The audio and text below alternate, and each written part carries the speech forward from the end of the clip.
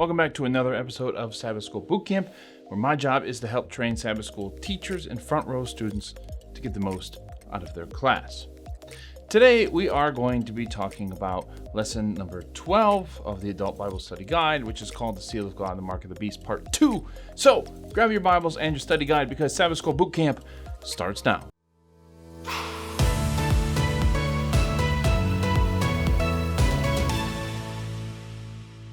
Today at Sabbath School Boot Camp, we are finishing up our discussion of the Mark of the Beast and the Seal of God. Now, the lesson opens by talking about a group of Christians that we call the Waldenses and how often they were persecuted. Now, the lesson only gives you a hint of what these people went through, and they went through a lot throughout the mid-1700s, I should say.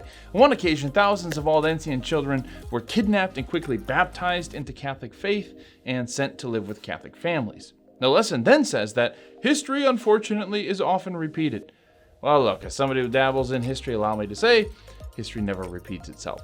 But it is clear that Revelation depicts religious persecution in chapter 13, persecution that is as old as sin.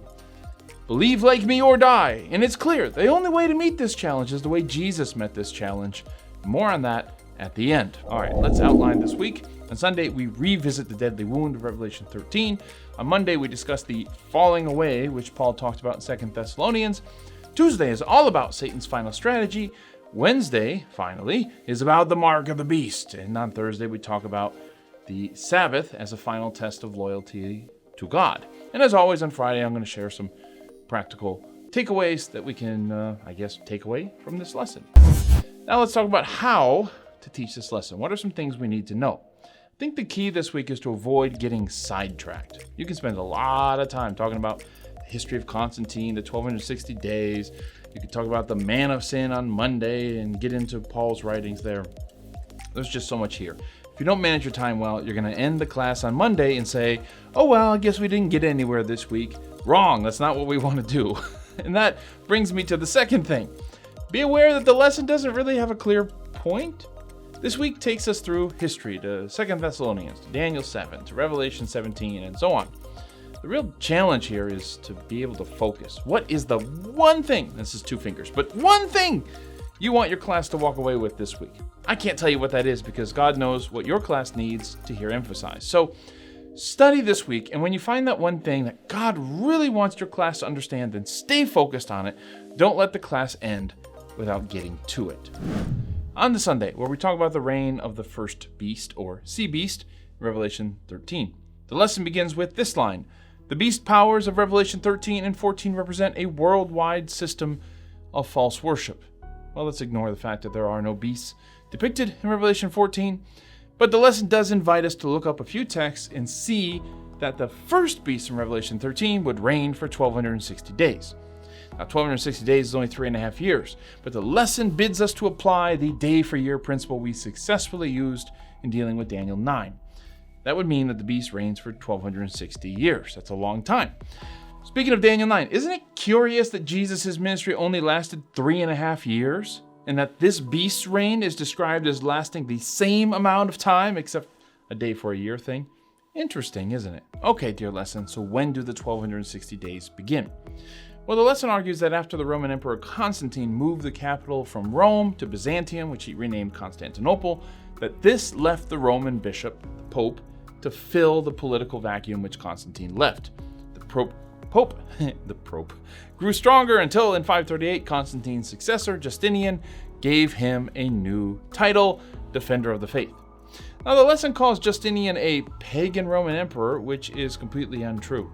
Justinian was a devout Christian who wanted to extinguish paganism and restore the old boundaries and greatness of the Roman Empire. Besides, why does the conferring of this title establish 538 as the beginning of this prophecy? How does it explain that Justinian also worked against the Roman Pope whenever it suited him, elevating, for instance, the Patriarch of Constantinople to be equal with the Pope? What of the other end of the 1260 days or years when Berthier captured Pope Pius VI in 1798? Is that the deadly wound? I mean, Pope Pius VII replaced Pius VI in 1800, just like a year and a half, 2 years later. But he, too, ended up being kidnapped in 1809, also by Napoleon. So why isn't the 1809 kidnapping of the Pope the fulfillment of the deadly wound. And when the lesson tells us that the wound was healed in 1929, this was the event that led the whole world to worship the beast, that led people to say, who is like the beast? Who is able to make war with him? I mean, let's be honest, it hardly made a splash. And then what can we say now, 100 years later? As you can tell, I remain, shall we say, unconvinced that 1798 is some deadly wound that the papacy miraculously survived. The papacy has been through worse things than that. More than being kidnapped by Napoleon twice, what doomed the papacy and at least their political ambitions was when the Italian army conquered Rome in 1870 as part of the effort to unite Italy. Now, what followed was an uneasy period. The Italians offered to pay the Pope compensation for seizing his lands, but the Pope and his successors refused, considering themselves prisoners in the Vatican. In the 1920s, Mussolini made this deal with Pope Pius XI, where the Pope would be granted sovereignty over the territory known as the Vatican or Vatican City, and the Pope would renounce claims to the Papal States.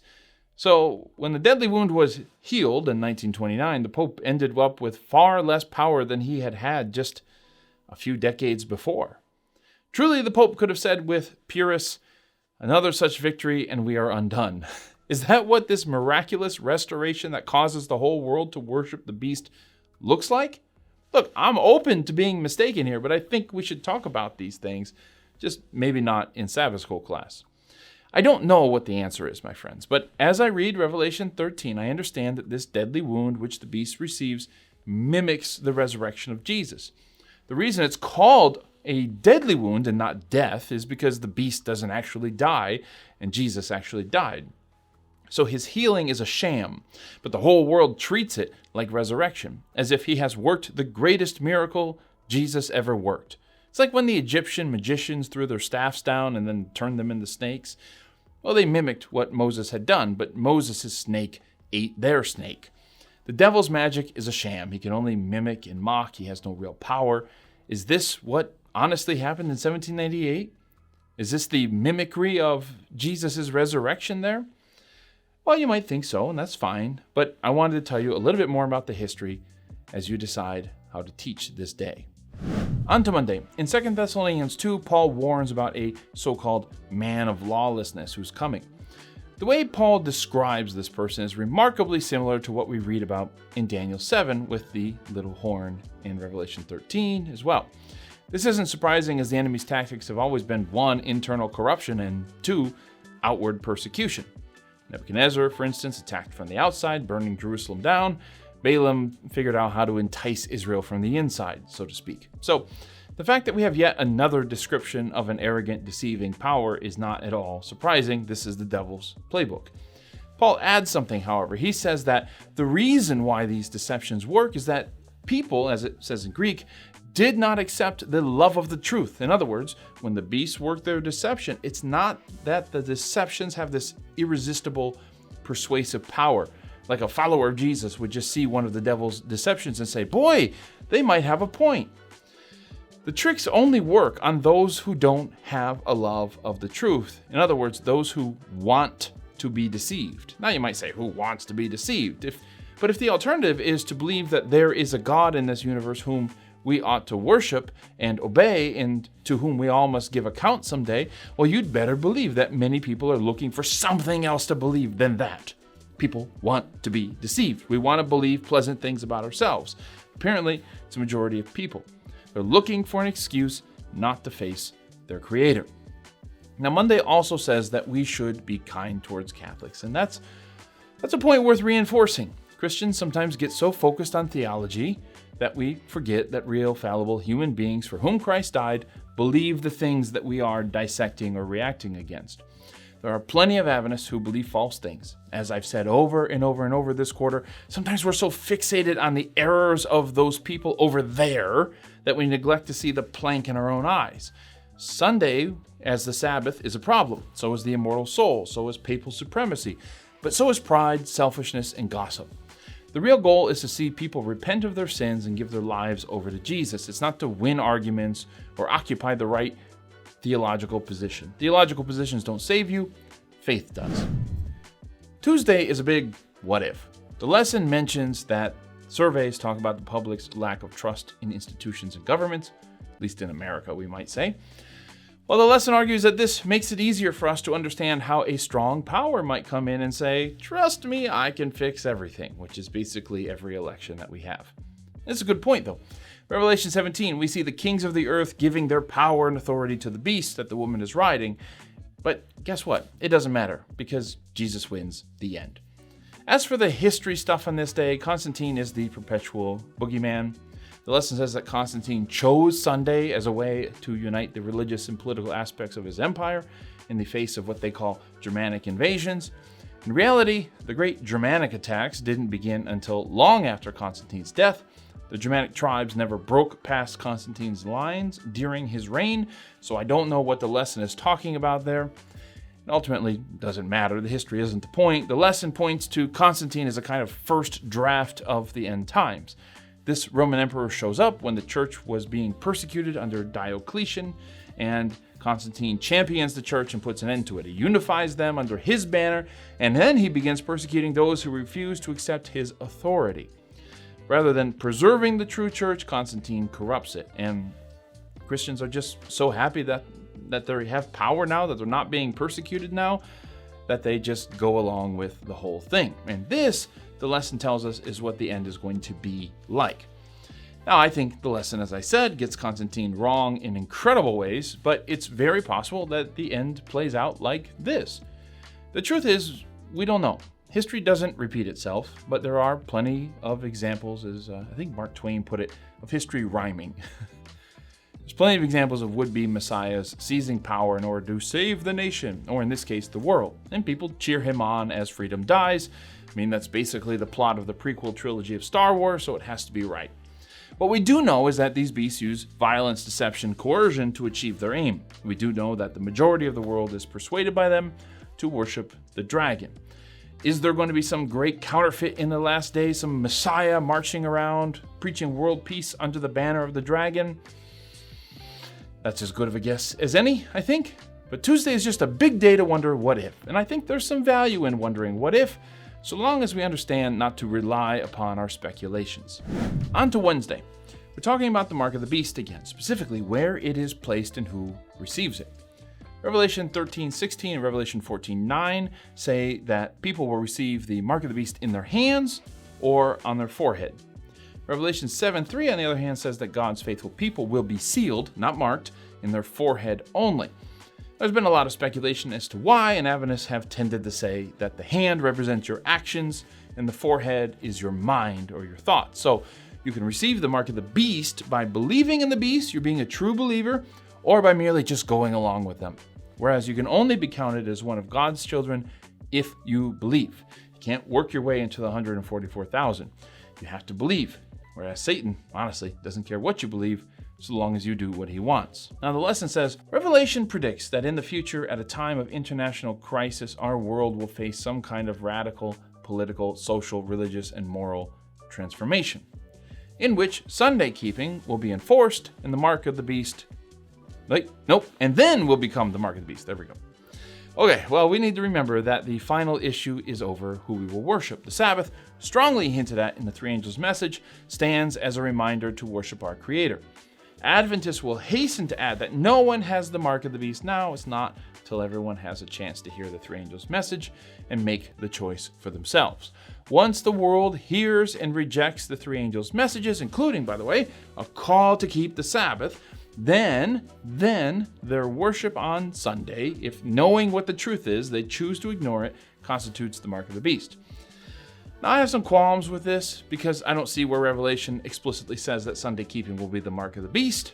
But the principle, the thing I think we should all understand and agree upon, is that God's people must do whatever it is that God asks, and to have the faith of Jesus. The seal is on the forehead. It's about what we believe, not what we do. It's about faith, real living faith in our Savior. And that's what saves you, and that's what seals you. I do think that the Sabbath is going to be an issue in the last days, but Revelation 13 and 14 stay focused on principles, not particular details. And I think God wanted it to make it clearer, he would have. On Thursday, we begin with a quote from the late Pope Benedict XVI about needing to defend Sunday as a day of human freedom. What I find so frustrating about this stuff is that we should be saying this stuff about Sabbath. Benedict may not have said that Sunday is a Sabbath in that quote, but Sunday has clearly inherited the role Sabbath should be playing in his mind.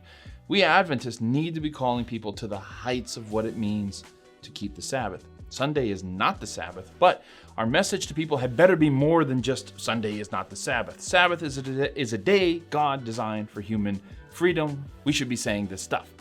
Now, the Sabbath as the seal of God is an interesting conversation, which we started yesterday. The purpose of a seal is preservation or ownership.